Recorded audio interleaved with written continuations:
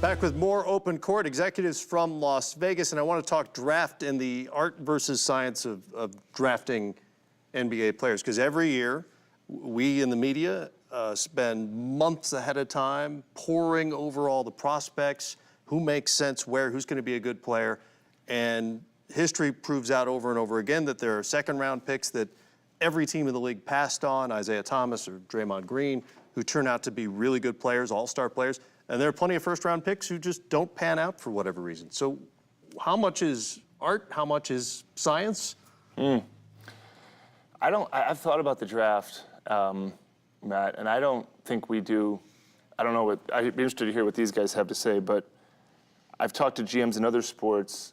They don't put the general manager in the position that our sport does as far as making decisions with not the most information. But when you're sitting in the room making a huge decision, if you draft the right or wrong player, it can affect you for 15 years. It really can. I mean, because the way the rules are structured, you get the right guy, he becomes a restricted free agent, you're the first opportunity to pay him. I don't know that a player has ever turned down a max offer on an extension. I don't think it's ever happened. So you get a player for at least 7, 8 years, and if you get the right player, that's transformative. So we all know this. So you're sitting there at the draft, and you have a group of people that have seen this player more than you have.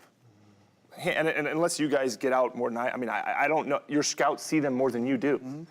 So their own fans do. Yeah, right, exactly. Yeah. And we're making this huge decision, and everybody's, if you guys are the 5 scouts, you're looking at me, and you all have your opinions, and one of you will say, I saw him 8 times. I saw him, blah, blah, and I'd say, well, that's a lot of times. And he has a very definitive opinion. And I'd say, well, I saw him twice. I saw him at the start, and I saw him in the conference tournament.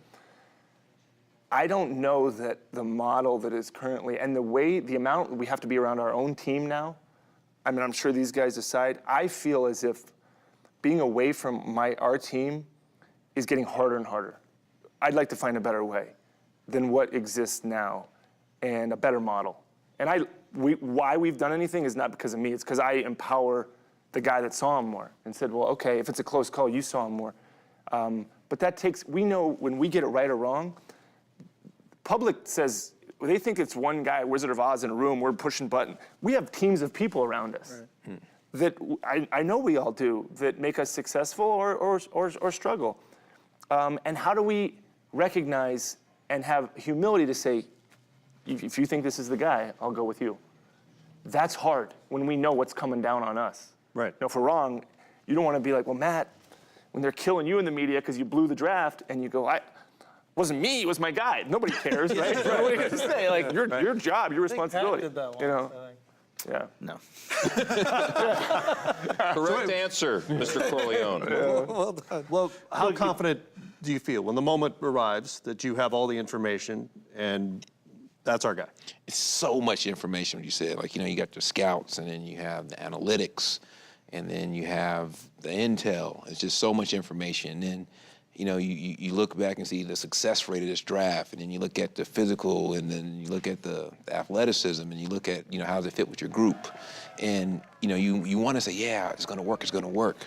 But then you're kind of hoping, but then you got to feel confident in your process. And I think that's what we always go back to is our process. And you got to believe in your process, and, that's what we've done. So why do teams get it wrong? Well, I think you try to make it as much science as possible, but the reality is it's still like more than half luck, randomness, good fortune. I mean, it's provable. You can study it. And even the best teams that draft the best, and some of them are up here, don't get it right all the time. Like, I remember we drafted Chandler Parsons 38, go us, did a great job, great pick. Our owner came over, our owner's very smart. He goes, you guys made a huge mistake. And I was like feeling good. We drafted. He's like, that was our 3rd pick in that draft. If you knew Chandler was that good, you should have picked him at 14 or 20. Right. And I was like, that's a good point. Yeah. I was like, would you believe? I knew he'd last till 38. And he goes, no. I was like, yeah, he shouldn't. I had no idea. So, I mean, it's provable. You're just trying to increase your batting average. Really just trying to get it 5% better than the next team. Anything over that, it's not going to happen. I mean, and maybe by looking at the process, you can eke out another 1%, but That's about it. And the teams that are 5% better are the ones that win, though, actually. That edge creates a win. Sometimes it's just about location, location, location. Right player, right team. And it gets an opportunity that maybe you wouldn't have get in a different different organization. It fits the style of play or what you're looking for the team. It may go to a different team that's looking for something different. And then you're, at the end of the day, it's in human beings judging other, imperfect human beings. You're looking at guys who are 19, 20, 21 years old trying to guess what they're going to do over the course of their lives. And you're dealing with changed circumstances. They're going, in many cases, from not having money to suddenly being instant millionaires. It's a different game, and how everyone, adjusts to it. You never know. You can increase your odds by going after the best talent, who you believe is the best player. Because at the end of the day, if you're wrong, at least you're wrong because you judged the talent wrong, not because I thought this player was better and we chose to do something different. And it will humble you.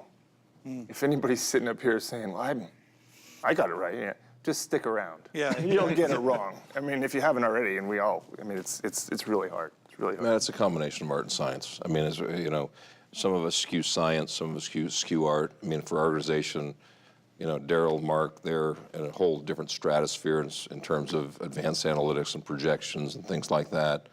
For that group, you've also got the Indian fishing guides, which is true, don't tell me why, but there's certain guys that when they see a certain player and they've got a long track record of projecting 20-year-olds, or if we would have, gone on analytics, there's no way we would have drafted Dirk Nowitzki.